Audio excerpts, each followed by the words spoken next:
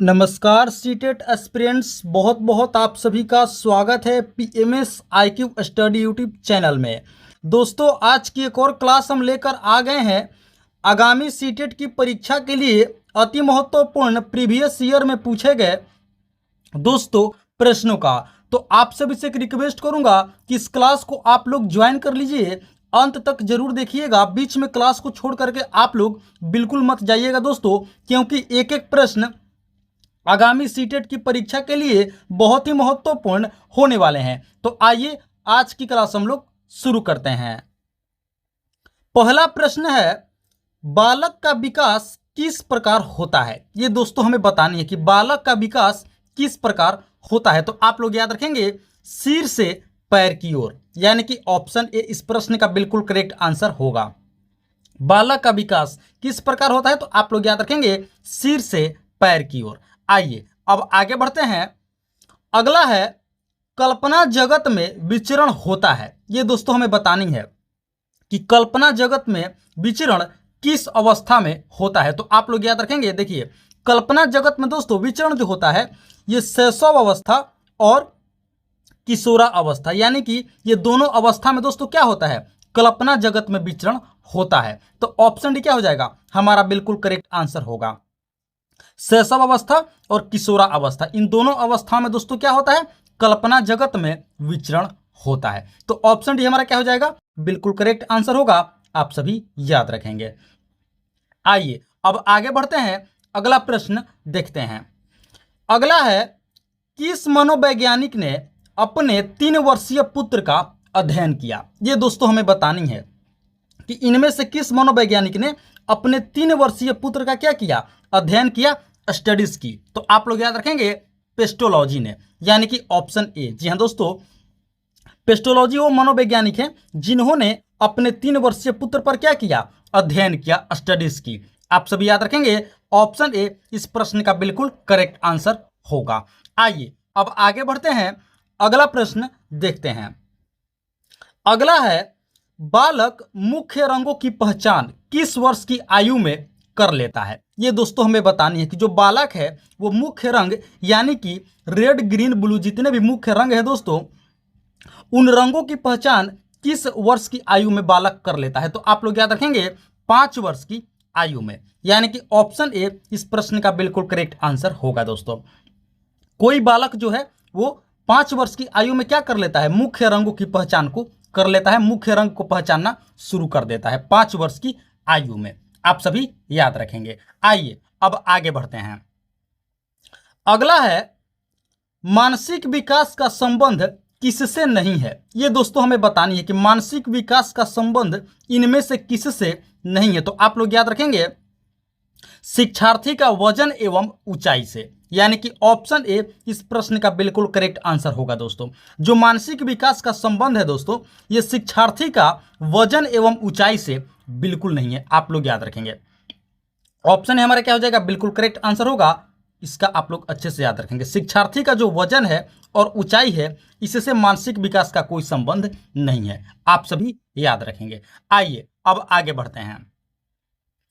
अगला है दोस्तों, निम्न में से किस घटना की ओर बालक सर्वप्रथम आकर्षित होना प्रारंभ कर देता है। ये दोस्तों हमें बतानी है कि इनमें से किस घटना की ओर जो बालक है वो सबसे पहले क्या हो जाता है, आकर्षित होना प्रारंभ हो जाता है, किस घटना की ओर। तो आप लोग याद रखेंगे प्रकाश की ओर, यानी कि लाइट की ओर।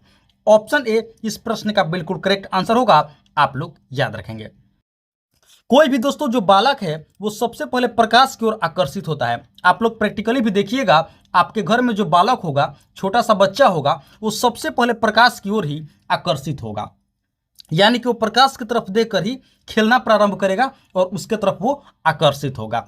तो आप लोग याद रखेंगे प्रकाश की ओर आकर्षित होना प्रारंभ करता है कोई भी बालक। चलिए अब आगे बढ़ते हैं। अगला है, बालक की जिज्ञासा को किया जाना चाहिए। ये दोस्तों हमें बतानी है कि बालक की जिज्ञासा को क्या किया जाना चाहिए, दमन किया जाना चाहिए कि शांत किया जाना चाहिए कि उत्तेजित किया जाना चाहिए कि सक्रिय किया जाना चाहिए। तो देखिए बालक की जिज्ञासा को शांत किया जाना चाहिए, यानी कि ऑप्शन बी इस प्रश्न का बिल्कुल करेक्ट आंसर होगा। दोस्तों कोई भी बालक है अगर वो आपसे प्रश्न पूछ रहा है जितने भी उसके मन में प्रश्न आ रहे हैं वो सबको क्या करना चाहिए, आपको बतानी चाहिए। उसकी जिज्ञासा को क्या करना चाहिए, शांत करना चाहिए। ऑप्शन भी क्या हो जाएगा हमारा, बिल्कुल करेक्ट आंसर होगा, राइट आंसर होगा। बालक की जिज्ञासा को शांत किया जाना चाहिए, यही दोस्तों क्या है, नियम है। आइए अब आगे बढ़ते हैं। अगला है, किशोरावस्था बड़े संघर्ष, तूफान और विरोध की अवस्था है, यह कथन किनका है। ये दोस्तों हमें बतानी है कि जो किशोरावस्था है ये क्या है, ये बड़े संघर्ष, तूफान और विरोध की अवस्था है। ये कथन बतानी है कि किनका है, तो आप लोग याद रखेंगे स्टैनली हॉल का, यानी कि ऑप्शन बी। जी हाँ दोस्तों, स्टैनली हॉल का ये कथन है। ऑप्शन बी इस प्रश्न का बिल्कुल करेक्ट आंसर होगा। आइए अब आगे बढ़ते हैं।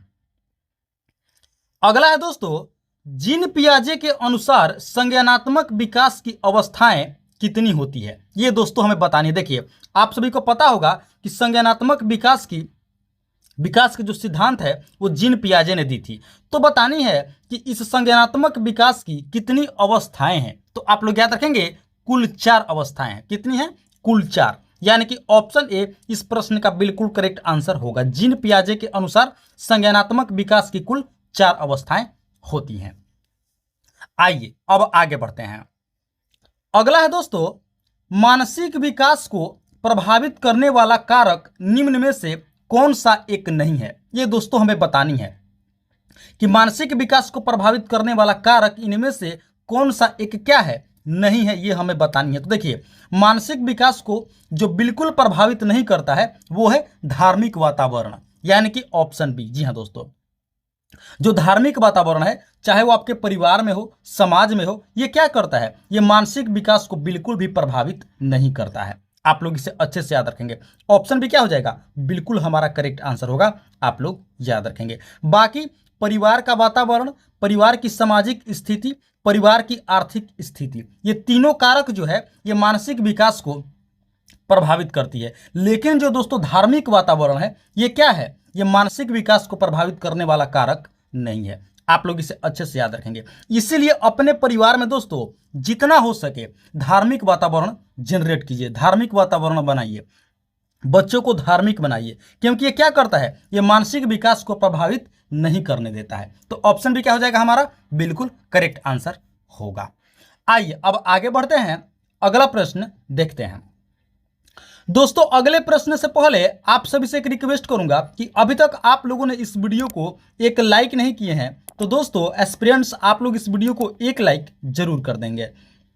साथ ही साथ PMS IQ study YouTube channel पर आप लोग पहली बार विजिट किए हैं तो दोस्तों इस चैनल को भी आप लोग जरूर से जरूर सब्सक्राइब कर लेंगे। और ये दोस्तों रिक्वेस्ट हमारी आप सभी छात्र और छात्राओं से है, आप लोग वीडियो को लाइक करके चैनल को सब्सक्राइब भी जरूर कर लेंगे। और इस क्लास में, इस वीडियो में आप लोग अंत तक जरूर बने रहेंगे। आगे और भी दोस्तों बहुत ही महत्वपूर्ण प्रश्न सीटेट के लिए होने वाले हैं। तो चलिए अब आगे बढ़ते हैं। अगला है, नैतिक तर्क के अवस्था का सिद्धांत किसने स्पष्ट किया, ये दोस्तों हमें बतानी है। नैतिक तर्क के अवस्था का सिद्धांत, तो आप लोग याद रखेंगे इसका सही उत्तर होगा दोस्तों कोहलबर्ग, यानी कि ऑप्शन ए। जी हाँ दोस्तों, नैतिक तर्क के अवस्था का सिद्धांत किसने स्पष्ट किया था, तो आप सभी याद रखेंगे कोहलबर्ग ने स्पष्ट किया था। चलिए अब आगे बढ़ते हैं, अगला प्रश्न देखते हैं। अगला है दोस्तों, वंशानुक्रम से संबंधित प्रयोग चूहों पर किसने किया, ये दोस्तों हमें बतानी है कि वंशानुक्रम से संबंधित प्रयोग चूहों पर किसने किया था। तो आप लोग याद रखेंगे इसका सही उत्तर होगा दोस्तों मेंडल ने, यानी कि ऑप्शन सी। जी हाँ दोस्तों, वंशानुक्रम से संबंधित प्रयोग चूहों पर किसने किया था, तो आप लोग याद रखेंगे मेंडल ने। इनका पूरा नाम आप लोग याद रखेंगे ग्रेगर मेंडल, ये भी दोस्तों आप लोग पूरा नाम याद रखेंगे। तो चलिए अब आगे बढ़ते हैं।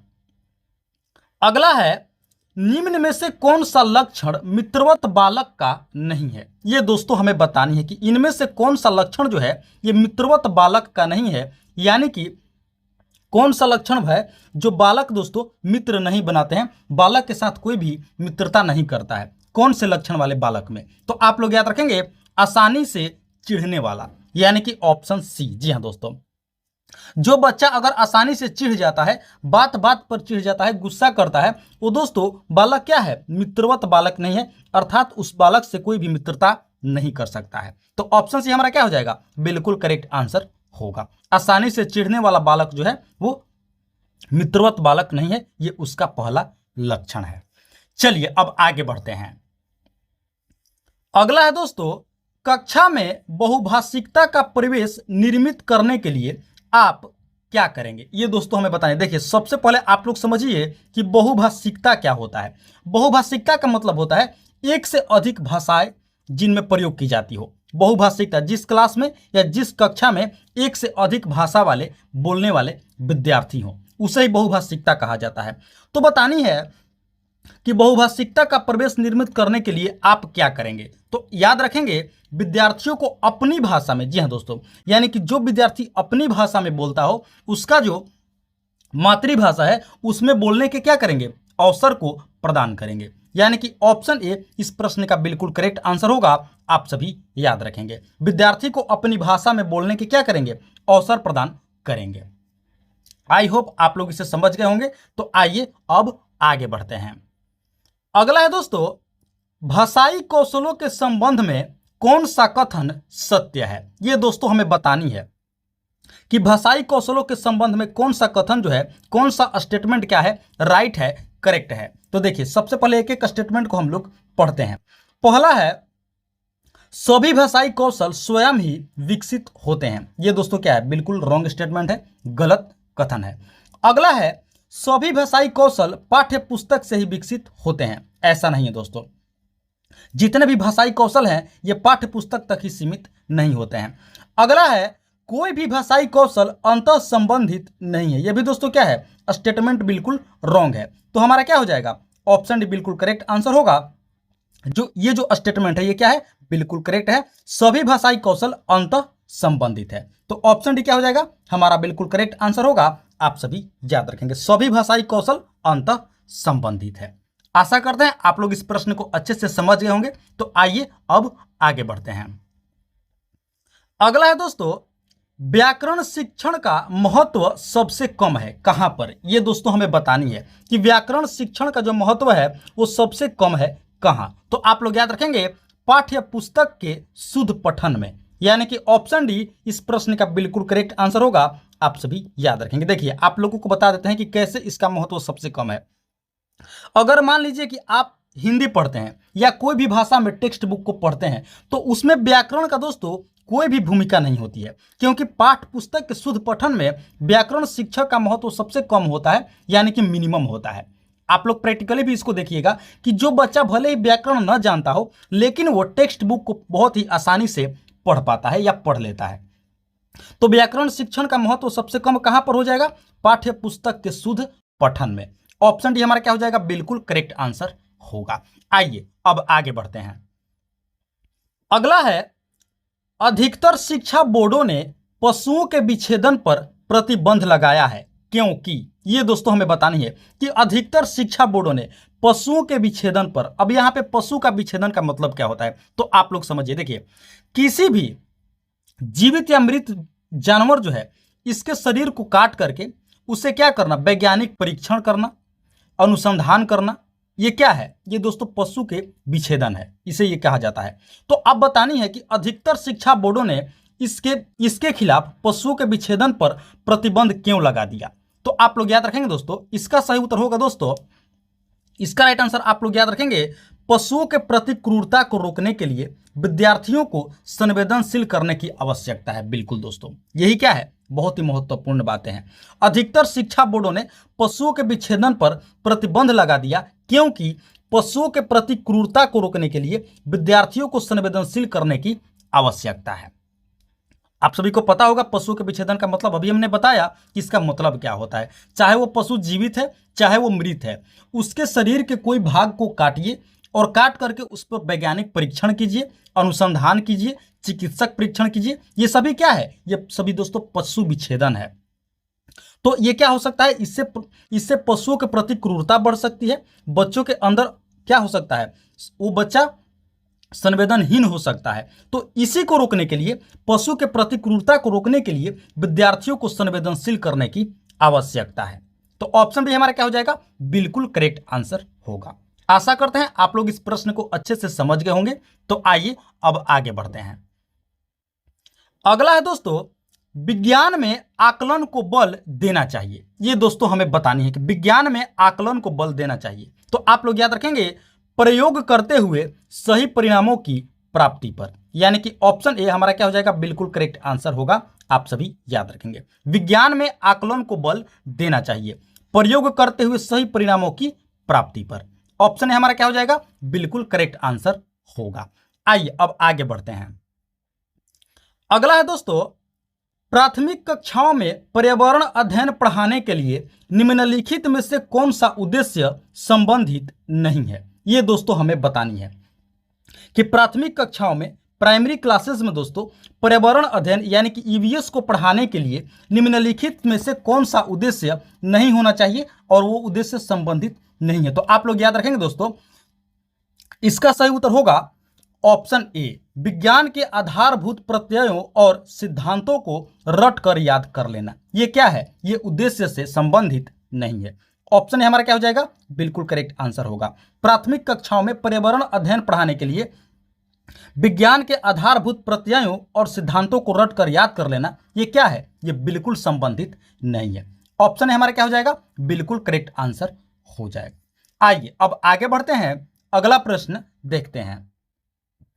अगला है, हिरण्यगर्भ नामक अनुष्ठान किससे संबंधित है। ये दोस्तों हमें बतानी है कि हिरण्यगर्भ ये क्या है, एक अनुष्ठान है। ये बताने है कि ये किससे संबंधित है। तो आप लोग याद रखेंगे, राजा को क्षत्रिय घोषित करने के लिए, चाहे वह जन्म से क्षत्रिय न हो, इस अनुष्ठान के माध्यम से उसे क्षत्रिय बनाया जाता था। आप सभी याद रखेंगे। ऑप्शन बी हमारा क्या हो जाएगा, बिल्कुल करेक्ट आंसर होगा। आप लोग याद रखेंगे, हिरण्यगर्भ नामक अनुष्ठान किससे संबंधित है। तो आप लोग याद रखेंगे, एक राजा को क्षत्रिय घोषित करने के लिए, चाहे वह राजा जन्म से क्या हो, क्षत्रिय न हो, इस अनुष्ठान के माध्यम से उसे क्या किया जाता था, क्षत्रिय बनाया जाता था। आप लोग इसे अच्छे से याद रखेंगे। आइए अब आगे बढ़ते हैं। अगला है दोस्तों, सूफी संतों के मकबरे को क्या कहा जाता है। ये दोस्तों हमें बतानी है कि सूफी संतों के मकबरे को क्या कहा जाता है। तो आप लोग याद रखेंगे, दरगाह कहा जाता है, यानी कि ऑप्शन बी इस प्रश्न का बिल्कुल करेक्ट आंसर होगा। आप लोग याद रखेंगे, सूफी संतों के मकबरे को क्या कहा जाता है। तो आप लोग याद रखेंगे दोस्तों, इसे ही दरगाह कहा जाता है। चलिए अब आगे बढ़ते हैं। अगला प्रश्न है, नील की खेती के लिए दो मुख्य प्रणालियां कौन कौन सी थी। ये दोस्तों हमें बतानी है कि नील की खेती के लिए इनमें से दो मुख्य प्रणालियां कौन कौन सी थी। तो आप लोग याद रखेंगे, निज और रैयती, यानी कि ऑप्शन ए। जी हाँ दोस्तों, ये दोनों प्रणालियां दोस्तों नील की खेती से संबंधित है। नील की खेती के लिए दोस्तों ये दोनों प्रणालियां क्या थी, संबंधित थी, निज और रैयती, यानी कि ऑप्शन ए हमारा क्या हो जाएगा, बिल्कुल करेक्ट आंसर होगा। आप सभी याद रखेंगे, नील की खेती के लिए। तो दोस्तों ये थी हमारी आज की आगामी सीटेट की परीक्षा के लिए अति महत्वपूर्ण प्रीवियस ईयर में पूछे गए प्रश्नों का क्लास वीडियो। आशा करते हैं इस वीडियो को आप लोग अंत तक जरूर देखे होंगे, एक एक प्रश्न को अच्छे से समझ गए होंगे और याद भी कर लिए होंगे। तो आप सभी से एक रिक्वेस्ट करूंगा सीटेट एस्पिरेंट्स कि आप लोग इस वीडियो को अभी तक एक लाइक नहीं किए हैं, तो इस वीडियो को आप लोग एक लाइक जरूर कर देंगे दोस्तों। ये रिक्वेस्ट आप सभी से है, छात्र और छात्राओं से। साथ ही साथ PMS IQ study YouTube channel पर आप लोग पहली बार विजिट किए हैं तो दोस्तों इस चैनल को भी आप लोग जरूर से जरूर सब्सक्राइब कर लेंगे। इसी तरह की महत्वपूर्ण प्रश्नावली वीडियो प्रतिदिन देखने के लिए, अपनी तैयारी को बेहतर करने के लिए, मजबूत करने के लिए वीडियो को लाइक करके चैनल को सब्सक्राइब कर लेंगे। कमेंट करके आप लोग हमें जरूर बताएंगे कि आप लोगों को ये क्लास कैसी लगी, प्रश्न का लेवल कैसा था, कहीं पर कोई त्रुटि है तो उसका भी आप लोग हमें कमेंट करके हमें जानकारी अवश्य देंगे।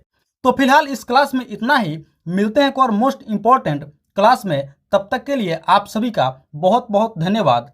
जय हिंद दोस्तों।